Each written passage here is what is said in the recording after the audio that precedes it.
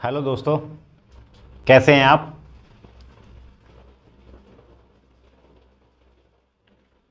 अभी तक हमारे 5 लेक्चर हो चुके हैं और लास्ट वाला जो लेक्चर था उसमें मैंने वोल्टेज सोर्स कराया था आपको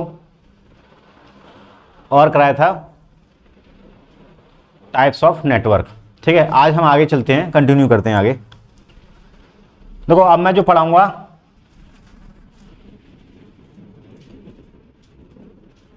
लॉ ऑफ रेजिस्टेंस।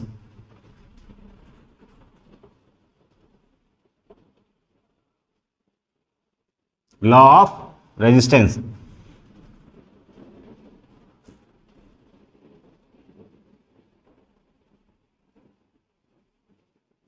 इसको हिंदी में बोलते हैं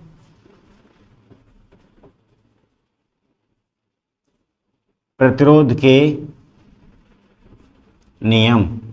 हिंदी में क्या बोलते हैं? प्रतिरोध के नियम। देखो,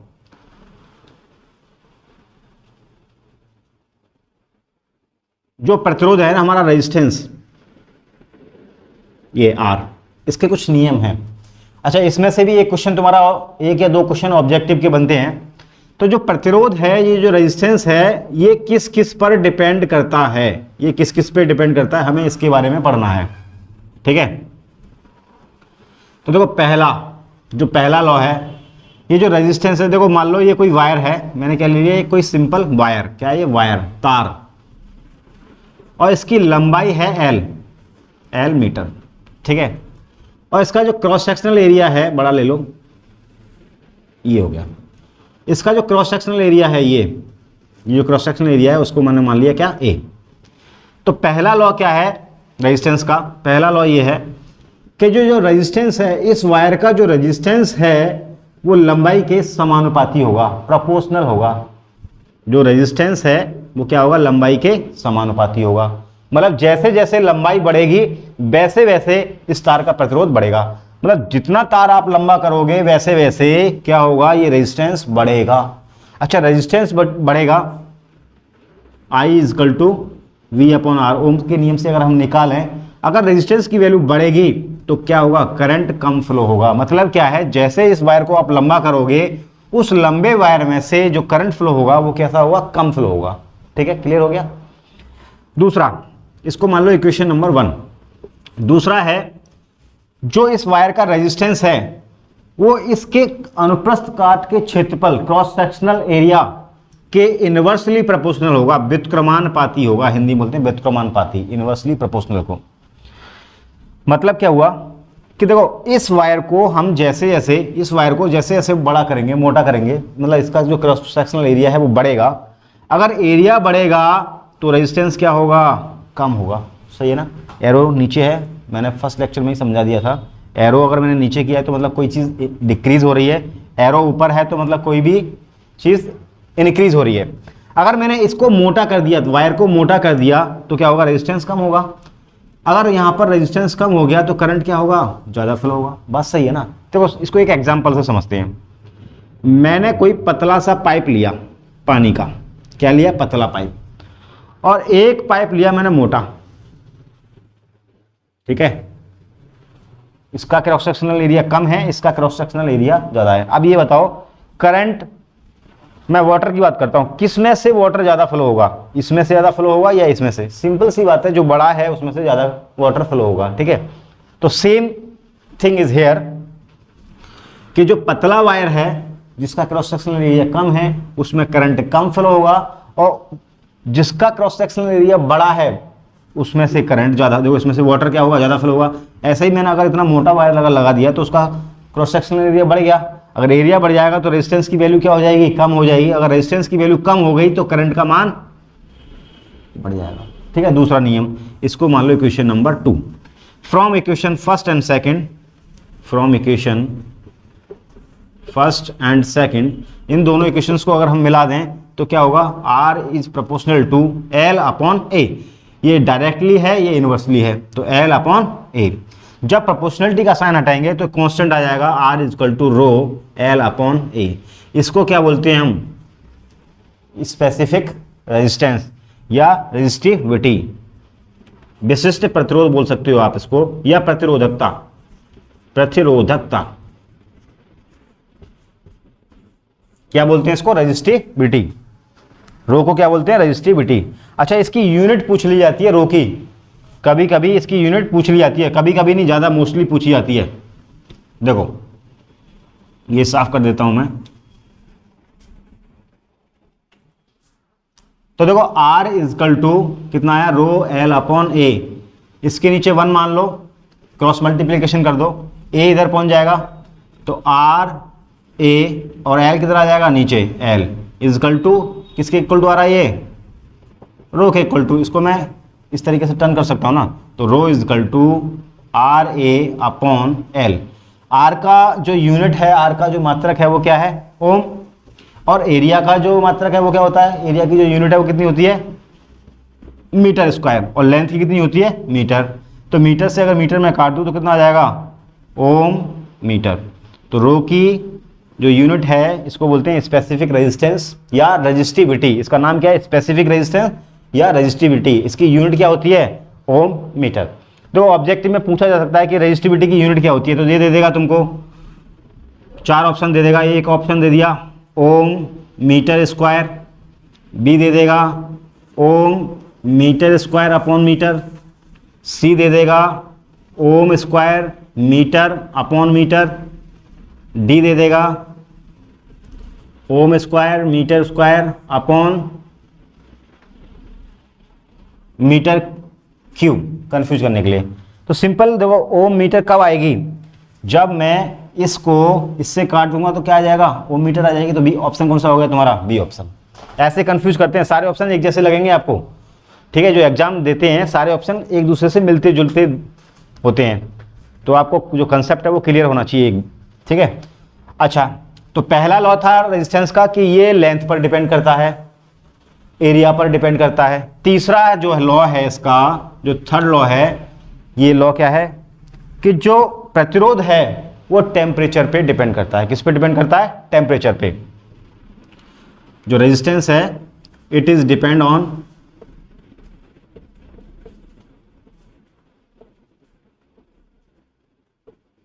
टेम्परेचर। किस पे डिपेंड करता है, टेम्परेचर पे। देखो रेजिस्टेंस जो है किस पे डिपेंड करता है, टेम्परेचर। अगर टेम्परेचर बढ़ेगा, क्या बढ़ेगा, टेम्परेचर, मैं टी की बात कर रहा हूं। अगर टेम्परेचर बढ़ेगा तो रेजिस्टेंस भी बढ़ेगा, अगर टेम्परेचर घटेगा तो रेजिस्टेंस भी घटेगा। ये थर्ड लॉ है। फोर्थ लॉ क्या है कि देखो हमारे जो वायर होते हैं, वो जो वायर हैं वो अलग अलग मटेरियल के बने होते हैं, कोई कॉपर का है, कोई एल्युमिनियम का है, कोई आयरन का है। तो हर वायर का जो प्रतिरोध है, हर वायर का जो प्रतिरोध है वो क्या होता है, अलग अलग होता है। कॉपर के वायर का रेजिस्टेंस अलग होगा, एल्युमिनियम के वायर का प्रतिरोध अलग होगा।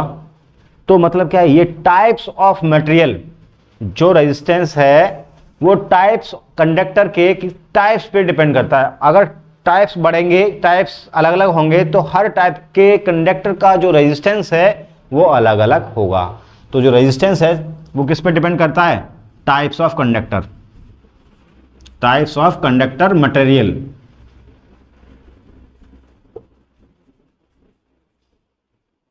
ठीक है, डिफरेंट डिफरेंट टाइप के मटेरियल होंगे तो हमारा जो रेजिस्टेंस है वो अलग अलग होगा और वेरी करेगा। वेरी का मतलब समझते हो, डिफरेंट डिफरेंट चेंजेस। ये समझ में आ गया लॉ ऑफ रेजिस्टेंस, ये इंपॉर्टेंट है।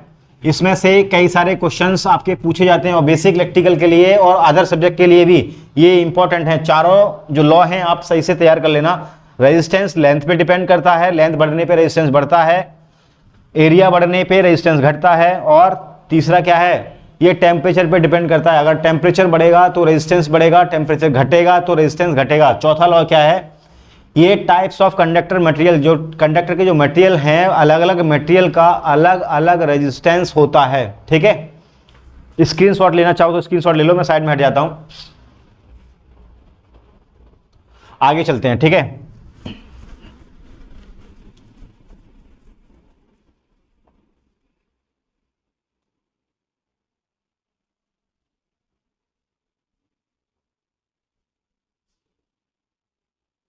इस चैप्टर के खत्म होने के बाद मैं आपको ऑब्जेक्टिव्स कराऊंगा ये थ्योरेटिकल है, थ्योरी कर लो पहले, उसके बाद हम ऑब्जेक्टिव लगाएंगे इन पर।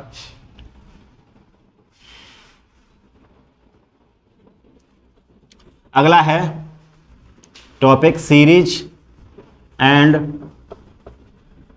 Parallel combination.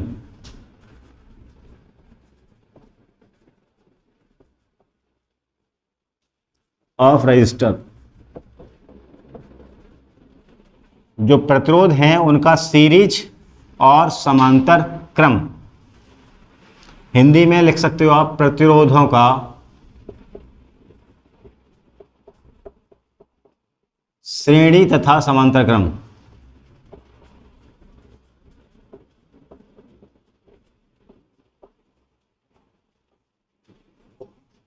ठीक है, इसको भी एग्जांपल से समझेंगे हम लोग।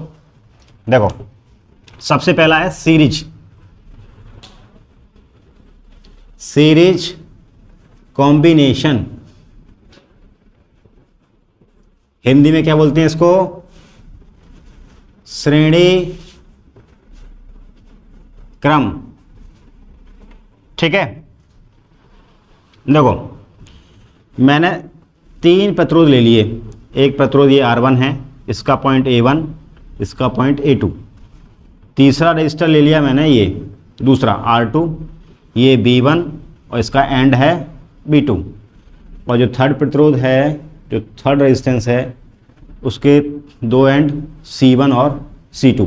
इसको डिफाइन कैसे करोगे कि देखो पहले रेजिस्टेंस का अंतिम एंड, लास्ट वाला एंड, दूसरा, ये पहला सिरा, ये दूसरा सिरा, तो पहले रेजिस्टेंस का लास्ट वाला सिरा दूसरे रेजिस्टेंस के पहले वाले सिरे से जुड़ा हुआ होना चाहिए, और दूसरे प्रतिरोध का लास्ट वाला सिरा तीसरे वाले प्रतिरोध के पहले वाले सिरे से जुड़ा हुआ होना चाहिए। उस क्रम को बोलते हैं सीरीज क्रम। ठीक है, तो देखो मैंने कोई यहाँ पर, अच्छा इसको समझ लो पहले। जैसे मैंने एक ये पंप ले ली, क्या है, एग्जाम्पल से समझते हैं आप लोग, तो एग्जाम्पल से ही समझो। देखो ये है पंप, क्या है ये? पंप, पानी की पंप है, और इसमें से क्या फ्लो हो रहा है? वाटर फ्लो हो रहा है। अगर देखो मैं किसी भी पॉइंट पे अगर चेक करूँ वो वाटर, मान लो मैंने यहाँ वाटर चेक किया, 5 लीटर वाटर फ्लो हो रहा है यहाँ पर, तो यहाँ चेक करूँगा तो वही वाटर होगा, यहाँ पर चेक करूँ तो यहाँ पर भी वही होगा। मतलब किसी भी पॉइंट पे मैं चेक कर लूँ तो वाटर की जो क्वांटिटी है वो हर पॉइंट पे क्या होगी? सेम। तो इसको आप ऐसे भी डिफाइन कर सकते हो कि वो सर्किट जिसमें करंट की वैल्यू समान हो, सेम हो, उसको क्या बोलते हैं? हम सीरीज सर्किट। अब इसको रिप्लेस करते हैं हम इलेक्ट्रिकल नेटवर्क से। ये हमारी कोई बैटरी लग गई और इसमें 3 प्रतिरोध हैं। ये प्रतिरोध, इसका लास्ट वाला पहले से, इसका लास्ट वाला इसके पहले से जुड़ा है, तो जोड़ दो सबको।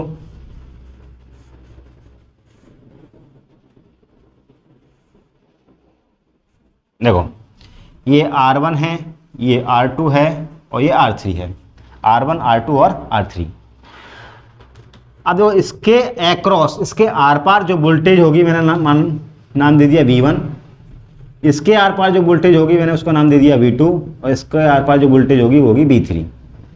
ठीक है, V1 वोल्टेज इसके अक्रॉस, V2 वोल्टेज इसके अक्रॉस और V3 वोल्टेज इसके अक्रॉस।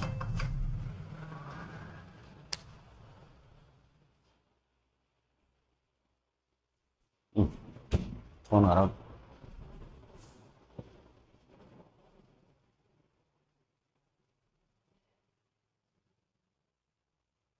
जी, इसके अक्रॉस V1, इसके अक्रॉस V2, इसके अक्रॉस V3। तो ये तीनों रेजिस्टेंस, देखो ये वायर तो एक ही है ना, कोई और दूसरा वायर तो जुड़ा हुआ नहीं है। इसमें से अगर करंट फ्लो होगा, देखो ये मान लो ये I करंट है, यहाँ पर वाटर फ्लो हो रहा था, यहाँ पर क्या फ्लो हो रहा है? करंट। मैंने इस नेटवर्क को इस नेटवर्क से रिप्लेस कर दिया। तो अगर मैं किसी भी पॉइंट पे करंट की वैल्यू को चेक करूं तो हर पॉइंट पे क्या होगा? करंट यहाँ क्या होगा? सेम होगा। इस पूरी ब्रांच में करंट क्या होगा? सेम होगा। तो सीरीज सर्किट में करंट का मान क्या होता है? समान, सेम। उस सर्किट को बोलते हैं हम सीरीज सर्किट। वो सर्किट जिसमें करंट की वैल्यू समान हो उसको क्या बोलते हैं? सीरीज सर्किट बोलते हैं। तो इसका छोटा सा एक डेरिवेशन करते हैं हम। देखो अब देखो ये वोल्टेज क्या है? V voltage. ये क्या वोल्टेज है? सोर्स वोल्टेज है। कौन सा सोर्स लगा हुआ है? Voltage source. जो बड़ा वाला है वो पॉजिटिव और जो छोटा वाला है उसको क्या मानते हैं हम? नेगेटिव। तो देखो ये वोल्टेज सोर्स है, सोर्स मतलब साधन जहाँ से एनर्जी हमें मिल रही है, जहाँ से वोल्टेज मिल रहा है। इसको समझते कैसे? अच्छा, इसमें जो वोल्टेज है वो क्या होता है, वोल्टेज समान नहीं होता। यहाँ पर वोल्टेज कुछ होगा, इस रजिस्टर के अक्रॉस वोल्टेज कुछ और होगा, इस रजिस्टर के अक्रॉस वोल्टेज कुछ और होगा, ठीक है। तो वोल्टेज अलग अलग हैं, कैसे, इसको समझते हैं। जैसे मान लो आपको कहीं जर्नी जाना है, कहीं टूर पे जाना है, और आपने अपने पिताजी से 5000 रुपीज़ लिए। कितने लिए? 5000 रुपये लिए। अब मान लो आप नैनीताल का टूर करने गए। अब नैनीताल में सबसे पहले आप हल्द्वानी पे रुक गए किसी होटल पे, तो वहाँ खाना खाएंगे आप। तो खाने में से मान लो आपके 1000 खर्च हो गई। आप उसके बाद कुछ आगे बढ़े, वहाँ आपने गाड़ी रोकी, वहाँ कुछ पैसा खर्च किया खाने पीने पर या किसी और चीज़ पे। उसके बाद फिर आगे बढ़े, फिर नैनीताल पहुँच गए, वहाँ पर आपने कुछ अमाउंट खर्च किया। वहाँ से लौट के आए, बीच में रास्ते में फिर रुकने के बाद फिर पैसा खर्च किया। तो मेरा क्वेश्चन आपसे ये है कि जो आप 5000 रुपीज़ लेके गए थे, 5000 रुपये लेके गए थे, वो जो पैसा है वो किसके बराबर होगा? सिंपल है, जहां जहां आपने खर्च किए हैं उसके बराबर होगा। भाई हल्द्वानी रुके, वहां आपने कुछ खर्च किया, नैनीताल रुके, वहां पर आपने कुछ खर्च किया, फिर बीच में रास्ते में लौट के आए, तब वहां पर आपने खर्च किया। तो जो टोटल जो अमाउंट जो लेके गए थे वो किसके बराबर होगा? टोटल एक्सपेंडिचर के बराबर। बात सही है?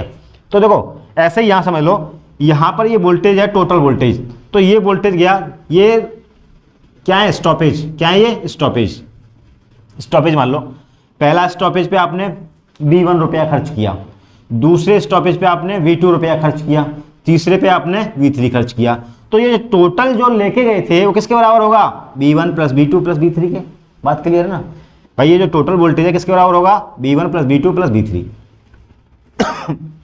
इसको नोट करना चाहो तो नोट कर लो। चलो मैं आगे करा देता हूं। तो देखो टोटल वोल्टेज किसके बराबर होगा? V1 plus V2 plus V3। अच्छा, अकॉर्डिंग टू ओम्स लॉ, ओम के नियम के अनुसार, ओम्स लॉ क्या है, क्या कहता है Ohm's law? V equal to I into R. V1 निकालें तो कितना हो जाएगा? V1 is equal to, current तो सेम है, करंट क्या है पूरे नेटवर्क में? सेम, तो करंट तो सेम रहेगा। I, पहला रेजिस्टेंस कौन सा है? R1। V2 मुझे निकालना है, तो V2 is equal to I into R2। V3 कितना हो जाएगा? I into R3। ये तीन ही रेजिस्टर लिए हैं हमने। Vn अगर निकालें तो कितना हो जाएगा? I into Rn। सही है। अब इन V1, V2, V3 की जो वैल्यू है आप इसमें रख दो, इक्वेशन नंबर मान लो 1। कितना हो जाएगा? V इक्वल टू कितना था? ऐसे लिख लो, V इक्वल टू कितना है? V1 plus V2 plus V3। V equal to कितना है? I into R। V1 कितना है? I into R1 plus V2 कितना है? I into R2 plus V3 कितना है? I into R3। ये डॉट का मतलब क्या है? इंटू। मैं ऐसे गुणा का या मल्टीप्लिकेशन का सिंबल नहीं बनाऊंगा। डॉट का मतलब क्या है? मल्टीप्लिकेशन। अब देखो इसमें से कॉमन क्या है? हम सारे लोग जो इंडिया में हैं उनमें सबसे ज़्यादा कॉमन क्या है? आँखें। भाई सबकी दो आँखें। कुछ लोग डिफ़ॉल्ट हैं जिनकी एक आँख है, वो गॉड की वजह से है, भगवान उनको सलामत रखे। और क्या कॉमन है? सबके दो हाथ हैं, सबके बाल हैं, सबकी दो कान हैं, सबकी एक नाक है। तो ये क्या कॉमन है ना? तो हमको क्या लेना है? इसमें कॉमन लेना है। तो कॉमन इसमें क्या है? देखो ये R1 है, ये R2 है, ये R3 है। इनकी तीनों की वैल्यू अलग अलग है। ये R1 है, ये R2 है, ये R3 है। तो इसमें कॉमन क्या है? I। इन तीनों में I है तो मैंने कॉमन ले लिया I। अंदर क्या बचा? R1 plus R2 plus R3। यहाँ कितना है? I into R। I से I कट गया तो R टोटल, जो टोटल रेजिस्टेंस है, ये टोटल रेजिस्टेंस है वो कितना हो गया? RT is equal to R1 plus R2 plus R3। तो ये फॉर्मूला आपके लिए बहुत ज़्यादा यूजफुल है। आगे जब तीन रजिस्टर लगे हुए थे तब टोटल रेजिस्टेंस आया RT is equal to R1 plus R2 plus R3।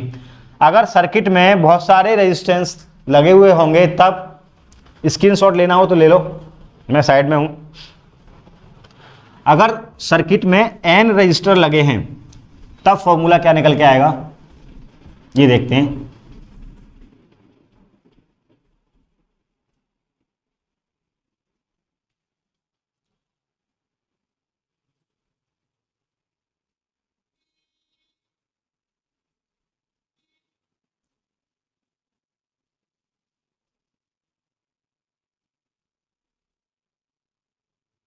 ये R1, ये R2, ये R3 डॉट डॉट डॉट, ये रजिस्टर कौन सा है Rn, मतलब बहुत सारे रजिस्टर हैं, हमें पता नहीं कितने हैं, plus minus V।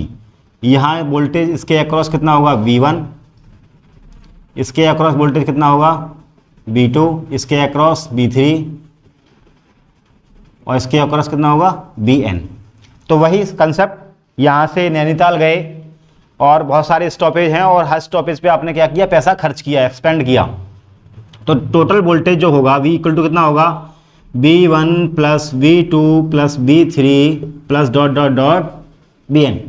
V equal to कितना होता है I into R. V1 equal to निकालेंगे कितना होगा, इसमें करंट फ्लो हो रहा है कितना, I करंट फ्लो हो रहा है, I R1 plus I R2 plus I R3 plus dot dot dot I into Rn।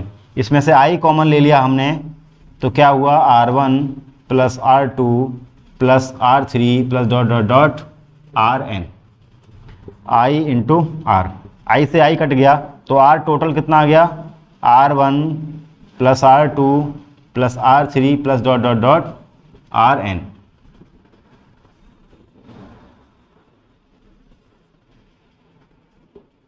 ठीक है, तो ये रही सीरीज कॉम्बिनेशन में ये फॉर्मूला निकल के आया है, इंपॉर्टेंट फॉर्मूला है, आप लोग इसको सही से पढ़ लें।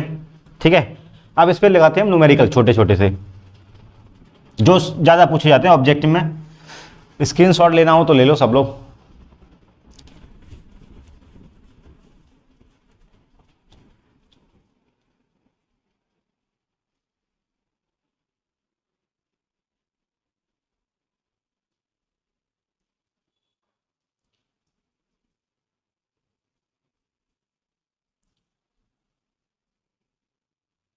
न्यूमेरिकल प्रॉब्लम्स लगाते हैं हम इस पर।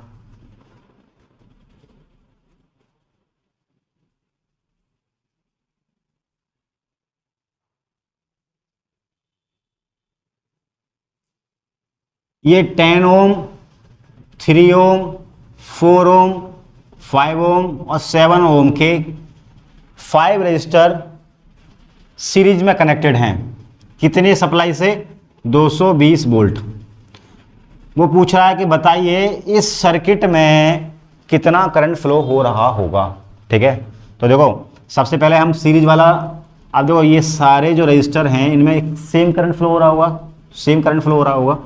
तो जो टोटल रेजिस्टेंस है आर टी इजकल टू, कितने रजिस्टर हैं इसमें, 1 2 3 4 और 5, 5 है, तो फॉर्मूला क्या लगेगा, R T is equal to R1 plus R2 plus R3 plus R4 plus R5। अगर 6 होते तो R6, 7 होते तो R7। ठीक है, R1 की वैल्यू कितनी है 10, R2 कितनी है 3, R4 की 4, R4 की कितनी है 5, R5 कितनी है 4। ऐड करो इनको, कितना हुआ 4 5 9 और 4 13 16 26, ये आ गया 26 ओम। आर टी की वैल्यू कितनी आ गई, ये टोटल जो रेजिस्टेंस है वो कितना आ गया 26 ओम। अच्छा, बी कितना दे रखा है, बी दे रखा है आपको 220 वोल्ट। तो अकॉर्डिंग टू ओम्स लॉ क्या कहता है, V equal to I into R, और हमको ज्ञात क्या करना है, कैलकुलेट क्या करना है, आई।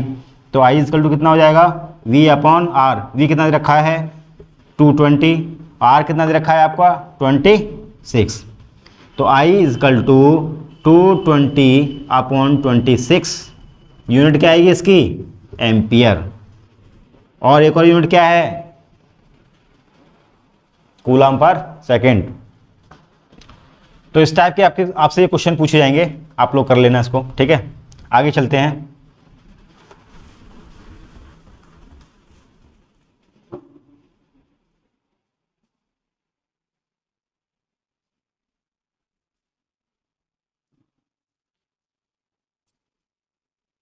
अगला टॉपिक है पैरेलल सर्किट, पैरेलल कॉम्बिनेशन।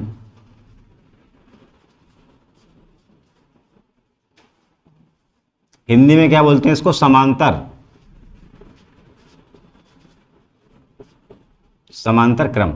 इसको कैसे डिफाइन करोगे, कोई डेफिनेशन पूछे आपसे कि समांतर क्रम की डेफिनेशन बताइए, तो देखो इसमें क्या है, हमने तीन रजिस्टर ले लिए इसमें, ये R1, ये R2 और ये R3। देखो ये A1 A2, ये B1 B2 और ये C1 C2। तो इन तीनों रजिस्टर का जो पहला सिरा है वो आपस में कनेक्टेड हो और जो दूसरा वाला सिरा है, एंड सिरा जो है, वो आपस में कनेक्टेड हो। ये आपस में कनेक्टेड हो, ये पीछे वाला आपस में कनेक्टेड हो। तो ऐसे सर्किट को क्या बोलते हैं हम? समांतर परिपथ। ठीक है, पैरेलल सर्किट। और कह सकते हो आप, और एक और डेफिनेशन बता सकते हो कि वो सर्किट जिसमें करंट का मान समान ना होता हो उसको क्या बोलते हैं हम? Parallel circuit. तो देखो सर्किट बना लेते हैं, ये तीन, चलो इधर बना लेते हैं। अच्छा, इसको एग्जाम्पल से समझो।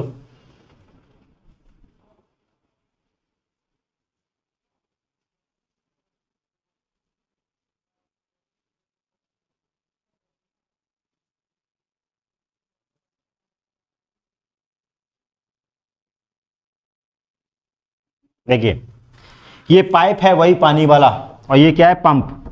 पंप का काम क्या है? पानी को शक करना, मतलब खींचना और आगे को प्रेशर करना। यहाँ से वाटर निकला हमारा, मान लो यहाँ पर 5 लीटर वाटर है, लेट अस सपोज, मान लिया हमने। और एक पाइप इधर जा रहा है और एक पाइप इधर जा रहा है। एक बात बताओ, तो इसमें से वाटर, सारा का सारा वाटर तो इधर जाएगा नहीं सीधा, या फिर सारा वाटर इधर नहीं आएगा, कुछ वाटर इधर जाएगा और कुछ वाटर इधर जाएगा। जैसे मान लो इसमें जा रहा है 2 लीटर और इसमें जा रहा है 3 लीटर। तो क्या मुझे ये बताओ, क्या इन दोनों पाइपों में वाटर सेम है? नहीं है ना। तो ऐसे सर्किट जिनमें करंट का मान समान नहीं होता है, उन सर्किट्स को क्या बोलते हैं हम? पैरेलल सर्किट, समांतर परिपथ। ठीक है, अब इसका बनाते हैं इलेक्ट्रिकल सर्किट। ये तो मैंने एक एग्जाम्पल बनाया था, इसको मत बना देना एग्जाम में। देखिए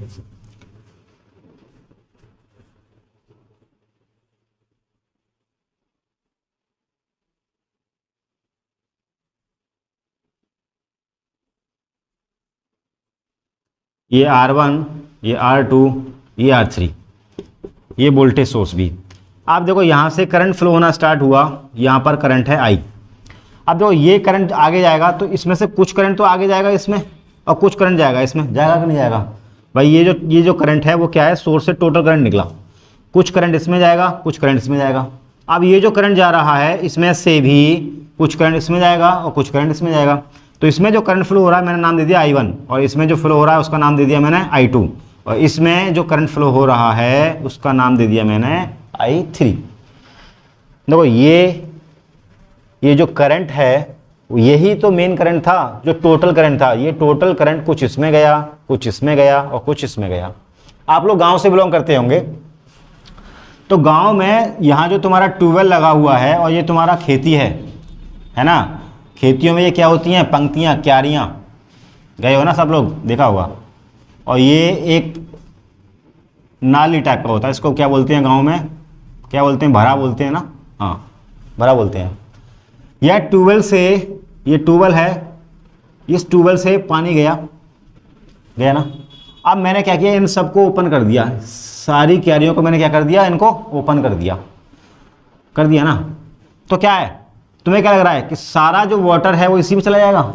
नहीं ना, कुछ इसमें जाएगा, कुछ इसमें जाएगा, कुछ आगे वाली में जाएगा, फिर कुछ इसमें जाएगा। तो सबसे पहली वाली जो क्यारी है वो कौन सी भरेगी? सबसे पहले कौन सी भरेगी? इसमें ये भरेगी ना, क्योंकि वाटर सबसे पहले इसमें जाएगा। जब तक इसमें यहाँ तक पहुँचेगा, जब तक वो यहाँ तक ही पहुँच पाएगा वाटर। तो सबसे ज़्यादा इसमें, फिर उससे कम इसमें, फिर उससे कम इसमें, फिर उससे कम इसमें। तो जो लास्ट वाला है उसमें करंट, सॉरी, जो वाटर है वो क्या जाएगा? सबसे कम जाएगा। ठीक है, ऐसे समझ लो। तो ऐसे ही ये क्या है? तुम्हारी क्यारियाँ बनी हुई हैं, जो रजिस्टर जो लगे हुए हैं, ये क्या है? तुम्हारी क्यारियाँ हैं। जो करंट है, कुछ करंट इसमें जाएगा, कुछ करंट, और ये सारी खुली हुई हैं, इसमें जाएगा, कुछ इसमें जाएगा, कुछ इसमें जाएगा। तो जो टोटल करंट है वो किसके बराबर होगा? I = I1 + I2 + I3। इन क्यारियों का जो वाटर है, जो पंक्तियां, इनका जो वाटर है वो किसके बराबर होगा? जो ट्यूबवेल से आ रहा है वाटर उसके बराबर होगा, है कि नहीं। तो I is equal to I1 plus I2 plus I3। Oh according to Ohm's law, according to Ohm's law क्या कहता है ओम्स लॉ, ओम के नियम के अनुसार क्या कहता है ओम का नियम, I is equal to V upon R. अगर I1 निकालूं मैं यहाँ से, मैं I1 निकालूं ये वाला I1, तो I1 इजकल टू कितना हो जाएगा, V अपॉन वोल्टेज तो सेम है, वोल्टेज क्या है same, V upon R1। I2 कितना हो जाएगा, V अपॉन R2, और I3 कितना हो जाएगा, V अपॉन R3। ये मान लो इक्वेशन नंबर 1 है। I1, I2, I3 और I की वैल्यू किस में कर दी हमने पुट, इक्वेशन नंबर 1 में। तो क्या आएगा रिजल्ट, तो रिजल्ट देखो ये आएगा, V upon R is equal to V upon R1 plus V upon R2 plus V upon R3।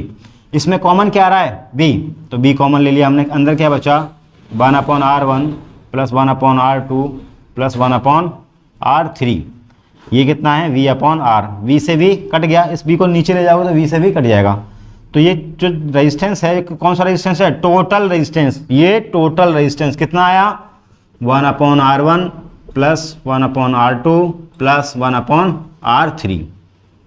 तो जब तीन प्रतिरोध समांतर क्रम में जुड़े हुए हों तो उनका जो इक्विवेलेंट रेजिस्टेंस आता है वो कितना आता है, 1 upon RT is equal to 1 upon R1 plus 1 upon R2 plus 1 upon R3। ठीक है। अगर n रजिस्टर लगे हुए हों, ये स्क्रीनशॉट लेना चाहो तो ले लो जल्दी से। अगर n रजिस्टर लगे हुए हों तो कितना आएगा, आप देखते हैं।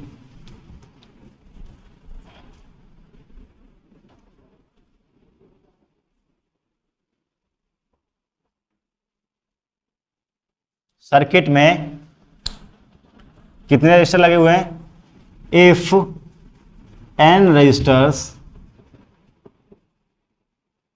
are connected in parallel, तो क्या आएगा, देखो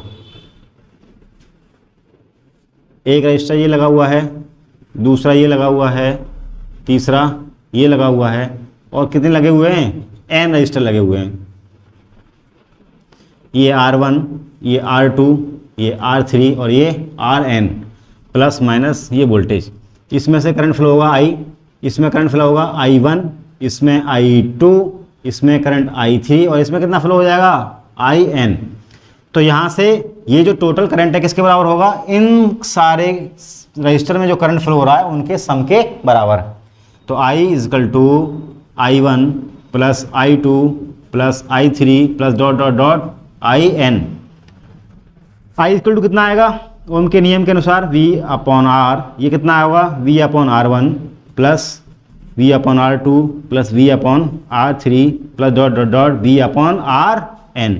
कॉमन क्या आ जाएगा, इसमें से V आ जाएगा, अंदर क्या बचेगा, 1 upon R1 plus 1 upon R2 plus 1 upon R3 plus dot dot dot 1 upon Rn।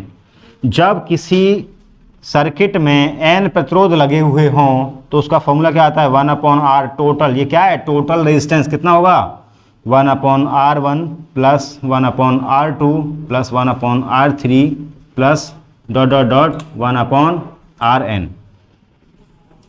ये टोटल आपका फॉर्मूला निकल के आ गया। अच्छा, इसमें दो इंपॉर्टेंट चीज़ें हैं, कौन कौन सी, देखो पैरेलल सर्किट में करंट सेम नहीं होता। In parallel circuit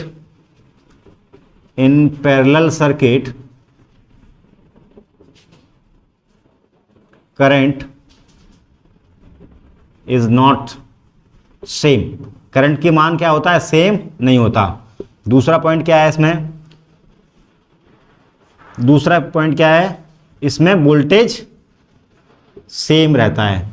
parallel circuit में करंट का मान सेम नहीं रहता। देखो I1, I2, I3 सेम नहीं है, लेकिन वोल्टेज, जो वोल्टेज यहाँ होगा वही वोल्टेज यहाँ होगा, वही वोल्टेज यहाँ होगा। तो पैरेलल सर्किट में वोल्टेज क्या होता है, सेम, और करंट क्या होता है, करंट सेम नहीं होता। हमने सीरीज में पढ़ा था, तो सीरीज में भी दो हैं, उसमें सीरीज में पहला है पॉइंट कि सीरीज सर्किट में करंट की वैल्यू क्या रहती है, सेम, लेकिन वहाँ पर वोल्टेज सेम नहीं रहता है। तो ये चार चीज़ें हैं ये ऑब्जेक्टिव में या फिल इन द ब्लैंक्स में आपसे पूछ ली जाती है, यही पूछेगा आपसे, कोई डेरिवेशन नहीं पूछेगा ऑब्जेक्टिव में कि बताइए जब n प्रतिरोध कनेक्टेड है तो उसका डेरिवेशन बताइए, ऐसा नहीं पूछेगा वो सिंपली पूछेगा कि in parallel circuit the value of current is equal और अनइक्वल। ठीक है, तो आपको किस पे टिक करना है, अनइक्वल पे। ऐसे ही सीरीज में पूछेगा आपसे कि इन सीरीज सर्किट करंट का जो वैल्यू है, जो करंट का मान है वो सेम रहता है या डिफरेंट रहता है, या करंट की वैल्यू चेंज रहती है, या वोल्टेज की वैल्यू चेंज रहती है या सेम रहती है। तो सीरीज सर्किट में करंट सेम नहीं रहता, sorry series circuit parallel circuit में करंट की वैल्यू सेम नहीं रहती लेकिन वोल्टेज सेम रहता है। सीरीज सर्किट में जस्ट इसका अपोजिट है, उसमें करंट सेम रहता है, वोल्टेज डिफरेंट रहता है। ठीक है, तो आज के लिए हमने series combination and parallel combination कराया था, और इस पे अच्छा एक न्यूमेरिकल करा देते हैं आपको। पैरेलल कॉम्बिनेशन पे एक न्यूमेरिकल कराते हैं छोटा सा।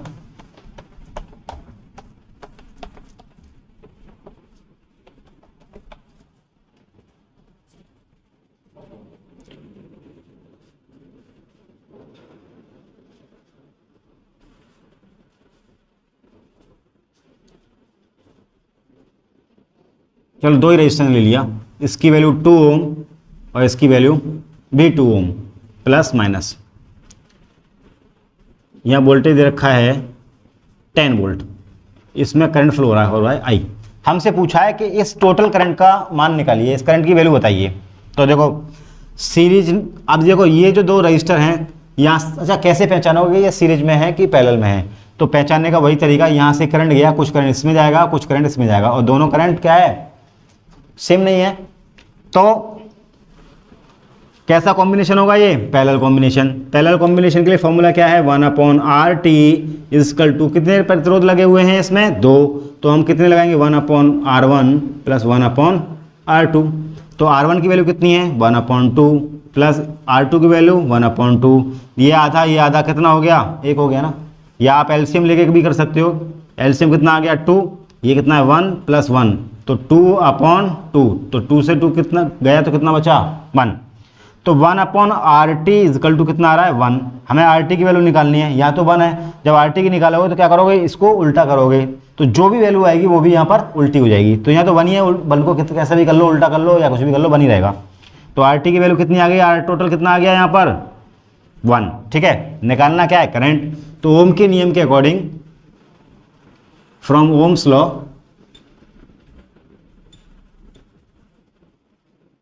क्या कहता है, I is equal to V/R। V कितना दे रखा है आपका 10, और R की वैल्यू कितनी आई है टोटल 1, तो I कितना आ गया, 10 में 1 का भाग लगाएंगे, 10 में 1 पर डिवाइड करेंगे, कितना आएगा 10 आएगा, तो ये कितना आएगा 10 एम्पियर। अच्छा ये तो क्वेश्चन हो गया आपका प्रोसेस के अकॉर्डिंग, एक स्टेप बाय स्टेप प्रोसेस हो गया आपका। अब मैं इसको शॉर्टकट करूं, डायरेक्ट करूं तो कैसे करूं, तो देखो एक बात याद रखना, जब पैरेलल में दो समान रजिस्टर कनेक्टेड हों, क्या, जब पैरेलल में दो रजिस्टर सेम वैल्यू के कनेक्टेड हों तो उनका जो टोटल मान जो आता है, टोटल जो वैल्यू आती है वो उसकी आधी आती है। 2 का ओम, ये 2 ओम का है, ये 2 ओम का है, तो इसका आधा कितना हो गया 1 ओम, तो डायरेक्ट ले लो 1 ओम। R टोटल कितना हो गया 1 ओम, और I इक्वल टू कितना होता है V/R, तो यहाँ से निकाल लो I equal to V/R। V कितना है 10, R कितना है 1, कितना आ गया 10 एम्पियर, खत्म, सिंपल। ठीक है, और एक और चीज इसमें, एक और ट्रिक है, जब दो प्रतिरोध लगे हुए हों तो ये प्रोसेस करने की जरूरत नहीं है आपको। तो R टोटल जो आपको निकालना है वो डायरेक्ट इस फॉर्मूले से निकाल लिया करो। कैसे, इन दोनों को भिड़ा दो आपस में, भिड़ा दो मतलब लड़ाई करवा दो, R1 इंटू R2, जब दो प्रतिरोध लगे हों, और नीचे अपन दोनों को जोड़ दो। एक बार दुश्मनी करानी है, एक बार दोस्ती, समझ गए ना, एक बार दुश्मनी एक बार दोस्ती। दुश्मनी मतलब मल्टीप्लिकेशन, दोस्ती मतलब जोड़। भाई दोस्ती कब होगी, जब दो लोग जुड़ेंगे तभी तो दोस्ती होगी। तो R1 इंटू R2, ये इन दोनों को भिड़ा दो और एक बार इन दोनों को दोस्ती करा दो। तो इसकी वैल्यू कितनी है, देखो कितनी है 2 इंटू 2 अपॉन ये कितना है 2 प्लस 2 कितना हो गया 4/4, वैल्यू कितनी आ गई RT इजकल टू 4। ठीक है, RT इक्वल टू 4 आ गया, तो I is equal to V/R। V की वैल्यू कितनी है 10, R की कितनी है 1, ये गया, I कितना आ गया 1 एम्पियर। तो मतलब 3 तरीकों से आप शॉर्टकट कर सकते हैं। बात समझ में आ रही है, जब दो रजिस्टर कनेक्टेड हो, अगर मान लो यहाँ पर मैंने वैल्यू कर दी कितनी, यहाँ पर 4 और यहाँ पर 4, तो अब बताओ आर टोटल कितना आएगा। सिंपल, मैंने क्या कहा था, जब समान वैल्यू के दो प्रतिरोध कनेक्टेड हों तो उनकी वैल्यू कितनी हो जाती है, आधी। तो आर टोटल यहां से डायरेक्ट निकाल लो, कितना हो गया, 4 ओम का है तो वैल्यू आ गई 2 ओम। आई कितना होगा, I is equal to V upon R. V कितना दे रखा है 10, आर कितना दे रखा है 1, 1 से सॉरी आर कितना आ गया 2 ओम आ गया, 2 से ये कितनी बार टाइम्स गया 5 टाइम्स, तो आई की वैल्यू कितनी आ गई 5 एम्पियर।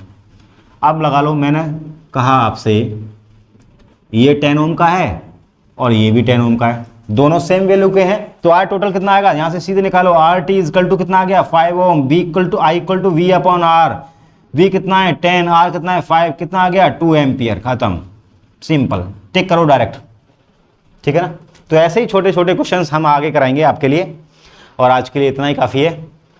और हमारे चैनल को लाइक, सब्सक्राइब एंड शेयर करें, और मोस्टली शेयर ज़्यादा करें कि जिससे हो सकता है कि और जो बच्चे हैं उनका कुछ भला हो जाए, ठीक है। Okay, thank you.